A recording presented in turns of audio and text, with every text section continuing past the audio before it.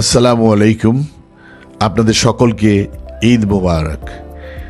ঈদুল আজহা আমাদের ত্যাগ, ভালোবাসা আর ভাগাভাগির শিক্ষা দেয়।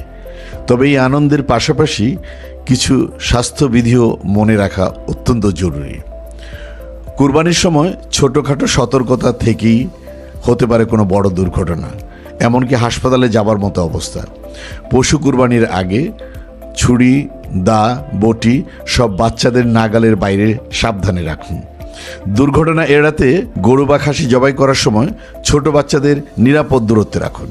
কোরবানির স্থান পরিষ্কার রাখা খুবই গুরুত্বপূর্ণ।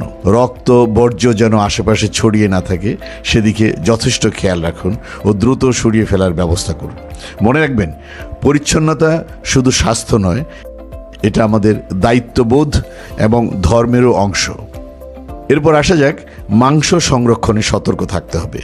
গরম আবহাওয়ায় মাংস বেশি সময় বাইরে রাখা ঠিক নয়।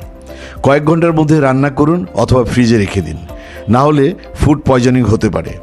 আবার খুব বেশি গরম মাংস একসাথে ফ্রিজে রাখবেন না, ফলে ভিতরের তাপমাত্রা ঠিক থাকে না, এতে করে ব্যাকটেরিয়া বাড়ার ঝুঁকিও বেড়ে যায়। রান্নার সময় মাংস ভালোভাবে সিদ্ধ করুন, কারণ সঠিকভাবে সিদ্ধ করলে ক্ষতিকর জীবাণুর ঝুঁকি কমে যায়। ডায়াবেটিস, উচ্চ রক্তচাপ, হার্টের রোগ বা কোলেস্টেরল যাদের বেশি আছে তারা অবশ্যই চর্বিযুক্ত অংশ এড়িয়ে চলুন এবং পরিমিত পরিমাণে মাংস খান। সবাইকে একসাথে নিয়ে আনন্দ ভাগ করুন, দরিদ্রদের সাহায্য করুন এবং পরিবেশ পরিষ্কার রাখুন। সবাইকে জানাই সুস্থ এবং নিরাপদ আনন্দময় ঈদ উল আজহার শুভেচ্ছা। ভালো থাকবেন। ধন্যবাদ।